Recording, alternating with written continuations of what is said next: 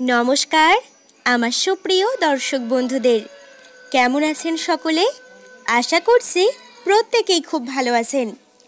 আপনাদের আরও একবার স্বাগত জানাই আমাদের শাস্ত্রকথা ইউটিউব চ্যানেলের নতুন একটি পর্বে। আজ আমি আপনাদের বলবো, আগামীকাল পবিত্র দোল উৎসবের দিন ভুল করেও খাবেন না এই তিনটি সবজি, নচেত আপনার শরীরে নানা রকম দুরারোগ্য ব্যাধির সম্ভাবনা বৃদ্ধি পাবে। এছাড়াও আপনার দাম্পত্য জীবনেও নানা সমস্যা এবং পারিবারিক অশান্তি নেমে আসতে পারে।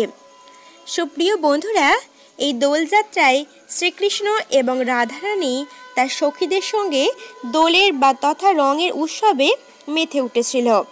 এই রং খেলার মধ্য দিয়ে ব্যক্তির জীবন একেবারে রঙিন হয়ে ওঠে এবং তার মধ্যে থাকা সমস্ত দুঃখ কষ্ট দূরীভূত হয়ে যায়। রঙের উৎসব ছোট থেকে বড় সকল মানুষের মনেই এনে দেয় সুখ এবং আনন্দ। আগামীকাল দোল যাত্রা উপলক্ষে গোটা ভারতবাসীর লোক রঙের উৎসবে মেতে উঠবেন। দোল বা হোলি এই দুটির নাম আলাদা হলেও বা আলাদা আলাদা দিনে পালিত হলেও এই দুটির অর্থ কিন্তু একই। রঙের বিনিময়ে শুভেচ্ছা জ্ঞাপন করা, ভালোবাসা প্রেম আদান প্রদান করা। কথিত আছে, রং প্রয়োগে একে অপরের প্রতি ক্ষোভ দূর হয় এবং সম্পর্ক মধুর হয়। তবে এমন অনেক ব্যক্তি রয়েছেন যাদের অর্থ সংক্রান্ত সমস্যার কবলে পড়েন বা প্রচুর পরিশ্রমের পরেও হাতে অর্থ আসে না। তারা দোলযাত্রার দিনে ছোট্ট একটি টোটকা করলে তাদের জীবনে অর্থ সংক্রান্ত যে কোনো সমস্যার সমাধান হয়ে যেতে পারে।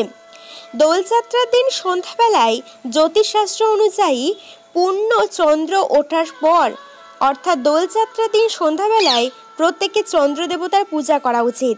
কথিত আছে, এই দিন চন্দ্র দেবতার উপাসনা করলে আর্থিক সমস্যা দূরীভূত হয়ে যায় এবং ধনী হওয়ার সম্ভাবনাও কিন্তু বৃদ্ধি পায়। এই দিন ছোট্ট একটি রূপোর থালায় খেজুর, সাবু এবং কেশর দিয়ে চন্দ্র দেবতার উদ্দেশ্যে উৎসর্গ করা উচিত। সবশেষে ধূপ এবং দীপ দেখাতে একেবারেই ভুলবেন না।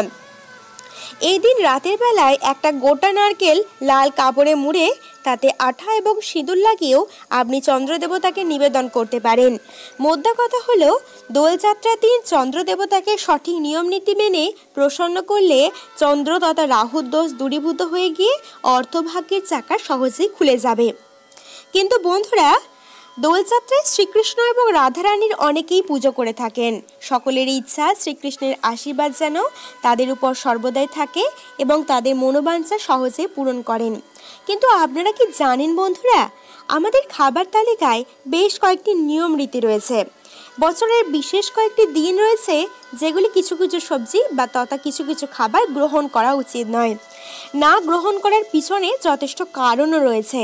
কারণ বিশেষ দিনে এই খাবারগুলি গ্রহণ করলে শরীরে বিভিন্ন রকম নেগেটিভ শক্তির প্রকোপ বৃদ্ধি পেতে পারে, যার কারণে শরীরে বিভিন্ন রকম রোগ ব্যাধি দেখা যায় এবং জীবনে একের পর এক সমস্যা নেমে আসতে থাকে। তাই বন্ধুরা, দোল পূর্ণিমায় কোন সবজিগুলি গ্রহণ করা উচিত নয় সেটি জানার জন্য আজকের ভিডিওটি স্কিপ না করে আপনাদের সম্পূর্ণ দেখতে হবে। আজকের ভিডিওটি দেখার পর যদি উপকৃত হন অবশ্যই একটি লাইক করবেন এবং আমাদের এই ইউটিউব চ্যানেলটি সাবস্ক্রাইব করে পাশে থাকা নোটিফিকেশন বেলটি অন করে রাখতে ভুলবেন না। চলুন আর দেরি না করে মূল আলোচনায় প্রবেশ করা যাক। প্রথমত যে সবজিটি গ্রহণ করা থেকে বিরত থাকতে বলবো সেটি হচ্ছে শিম। হ্যাঁ বন্ধুরা, একেবারে ঠিক শুনেছেন। আগামীকাল দোলযাত্রার দিনে ভুল করেও কিন্তু কেউ শিম খাবেন না। এমনিতেই এই সময় শিম পেকে যায়। পাকা শিমের মধ্যে বিভিন্ন রকম পোকামাকড়ের আক্রমণ কিন্তু বৃদ্ধি পায়। আর যদি কোনো ব্যক্তি দোলযাত্রার দিন শিম গ্রহণ করেন তার শরীরে কিন্তু রোগ বৃদ্ধি পাবে, কারণ তার শরীরে এই সমস্ত পোকামাকড়গুলি প্রবেশ করবে। বন্ধুরা, প্রত্যেক মাসেই কিছু না কিছু সবজি খেতে নেই। যেমন মাঘ মাসে মূলো খেতে নেই, ঠিক তেমনই চৈত্র মাসেও কিন্তু শিম খেতে নেই। যেহেতু এবছর দোলযাত্রায় চৈত্র মাসে পড়েছে, তাই দোলযাত্রার দিনে ভুল করেও কিন্তু কেউ শিম খাবেন না। যদি খান নিজের অজান্তেই নিজের বিপদ কিন্তু ডেকে আনবেন। দ্বিতীয়ত যে সবজি খাওয়া থেকে বিরত থাকতে বলবো সেটি হচ্ছে সজনে ডাঁটা। বন্ধুরা, সজনে ডাঁটার উপকারিতার কথা নতুন করে আর কাউকেই বলার নেই। বলা যেতে পারে প্রত্যেক দিনের খাবার তালিকায় যদি এটি রাখা যায় তাহলে খুবই ভালো হয়। কিন্তু বছরের এই একটি মাত্র দিন তথা এই দোল পূর্ণিমার দিন কিন্তু এটি খাওয়া উচিত নয়। যদি আপনি সজনে ডাঁটা দোল পূর্ণিমার দিন চিবিয়ে খান, আপনার শরীরে বিভিন্ন রকম নেতিবাচক শক্তি প্রবেশ করবে, যার ফলে শরীরে একের পর এক সমস্যা দেখা যাবে। তৃতীয়ত যে জিনিসটি খাবেন না সেটি হচ্ছে বিভিন্ন রকম তেঁতো সবজি তথা নিম পাতা, উচ্ছে, করলা এই সময় ভুল করেও খাবেন না। যদি খান আপনার মধ্যে তিক্ততা প্রবেশ করবে এবং মিষ্টান্নতা একেবারে কমে যাবে। পরিবর্তে এই দিন আপনি মিষ্টি বিভিন্ন খাবার গ্রহণ করতে পারেন। শুধু নিজে নয়, পরিবারের প্রত্যেক সদস্যরা যদি এই দিনে মিষ্টিমুখ গ্রহণ করেন, পারিবারিক সম্পর্ক আরও বেশি সুমধুর হয়ে উঠবে। এছাড়াও আপনি শ্রীকৃষ্ণের উদ্দেশ্যে বিভিন্ন রকম মিষ্টান্ন ভোগ কিন্তু অর্পণ করতে পারেন। পরিবারে যদি কোনো বিশেষ অতিথি আসে তাহলে তারও মিষ্টিমুখ করাতে কিন্তু ভুলবেন না। অনেকেই পূর্ণিমা তিথি পালন করেন, তারা পঞ্চরবিশস্য পরিহার করে থাকেন এবং তারা বিভিন্ন রকম ফল খেয়েও এই উপবাসটা পালন করেন। কিন্তু বন্ধুরা, সকলের পক্ষে তো সেটা করা সম্ভব নয়।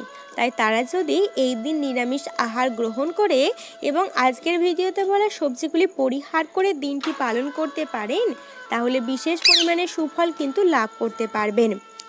দর্শক বন্ধুরা, এই দিন খুব সকালে ঘুম থেকে উঠে স্নান করে শুদ্ধ বস্ত্র পরিধান করে শ্রীকৃষ্ণের পূজা করবেন এবং শ্রীকৃষ্ণের চরণে অবশ্যই কিন্তু নিবেদন করবেন আবির।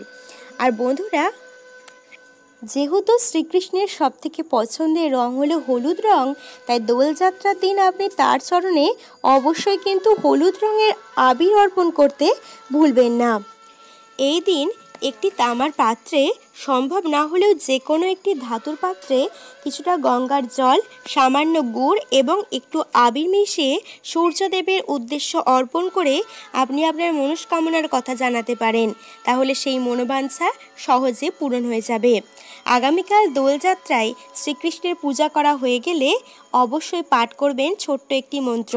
আর এই মন্ত্রটি হলো শ্রী কৃষ্ণায় স্বাহা, শ্রী কৃষ্ণায় স্বাহা, শ্রী কৃষ্ণায় স্বাহা। এই মন্ত্র পাঠ করলে আপনার জীবনের সমস্ত দুঃখ কষ্ট দূরীভূত হয়ে যাবে। আপনার ভবিষ্যৎ জীবনটি আরও বেশি সুন্দর এবং সুমধুর হয়ে উঠবে। একই সঙ্গে শ্রীকৃষ্ণের আশীর্বাদ সদা সর্বদা আপনার সঙ্গে থাকবে। তো দর্শক বন্ধুরা, এই ছিল আজকের ভিডিও আলোচনা। আজকের ভিডিওটি আপনাদের কেমন লাগলো অবশ্যই কমেন্ট সেকশনে লিখে জানান। আশা করছি ভিডিওটি দেখার মধ্য দিয়ে আপনারা অনেক অজানা তথ্য জানতে পারলেন। তাহলে চ্যানেলটি সাবস্ক্রাইব করে পাশে থাকুন। ধন্যবাদ।